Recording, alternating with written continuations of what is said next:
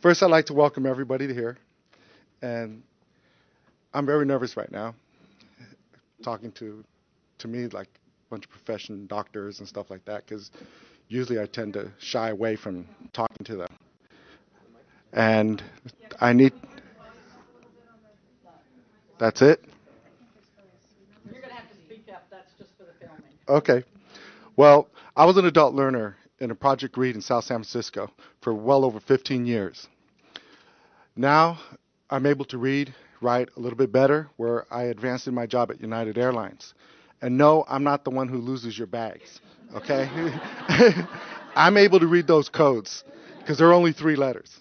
I do have trouble with some of them, and I think that's like Fresno, that's FAT, and I just don't know who came up with that abbreviation. But otherwise, I still struggle to this day with written materials. I mean, it's just like a lot of adults. As we go through the programs, we're able to read, we're able to improve our writing skills, but we'll always be adult learners struggling in our written material. As a lot of you find very easy right now as you go through your pamphlets and flyers, I look at the pamphlets and flyers and go, oh, maybe my grandson would like to make a plane out of it, because I have no idea what the print is saying. And it struggles and it hurts. As you know, a lot of children get sick. They get sick a lot of times, especially at a young age. Well, my son was no different at a young age. He got sick.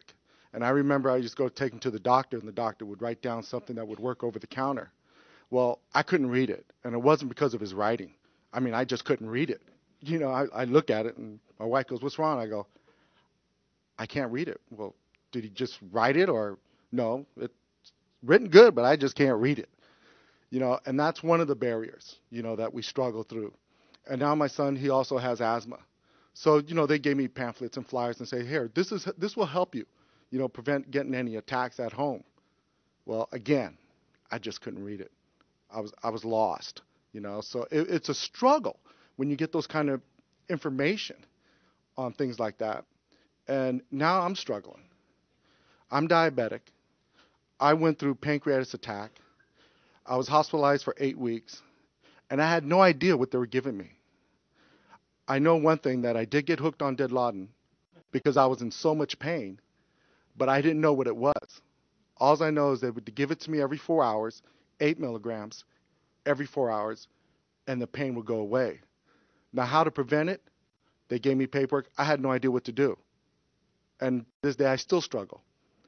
And one of the things I'm going to do, and I'm going to attempt to read this here. And it's going to be a struggle. It's going to be hard. It's going to be embarrassing to me. But I want you to see what it's like when you give a pamphlet to an adult learner who has to read this. Because a lot of times we avoid going to the doctors because of this. We avoid going to the doctors, like I heard earlier, is we don't want to fill out the applications. I mean, the paperwork that's saying, can you please detail what you got going on? You know how many times I've checked I was pregnant? I mean, come on. The doctor comes in, he goes, so you're pregnant, huh? I go, yeah, I gained a little bit. And it's those little kind of things, that's really embarrassing, because first you have the reception, which you don't know, and then you're going to a doctor who you've hidden this from, because you've had a lot of practice. Remember now, you and as adult learners hid this from your family, people that you love and trust when you grew up with. You've hidden it. But now you're going to a doctor who you don't know very well, who is highly educated, and you don't want to be looked down upon because of the embarrassment. So that's why you kind of tend not to go. You rather stay home, take home remedies instead of go.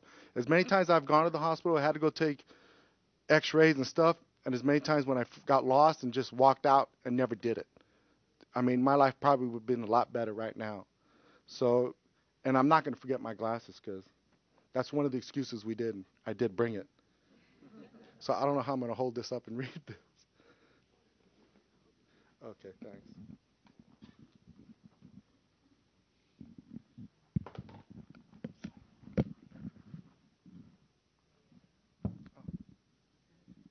Yeah,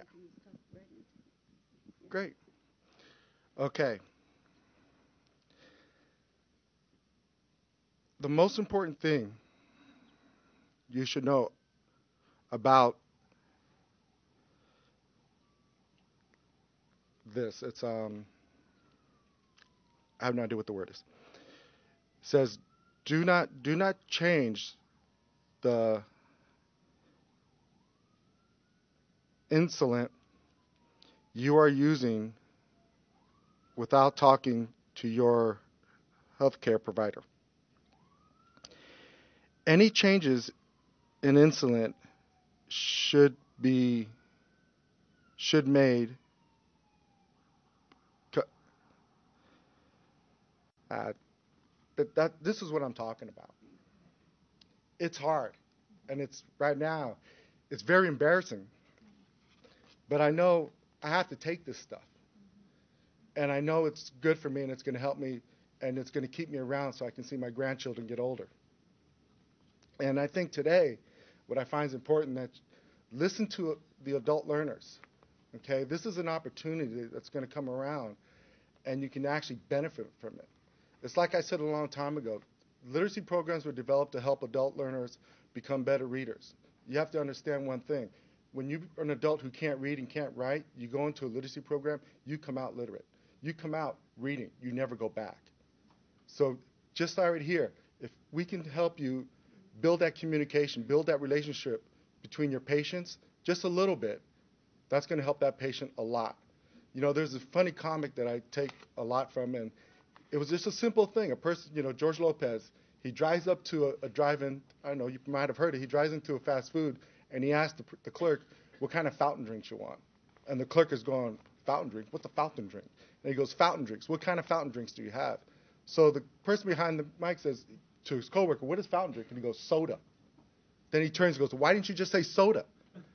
It's the same thing. If you can change one small word, you know how much more information you would probably get from your patient?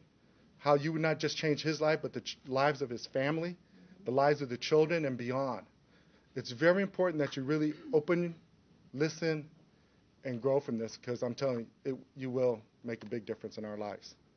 So thank you very much, and it's a pleasure to be here.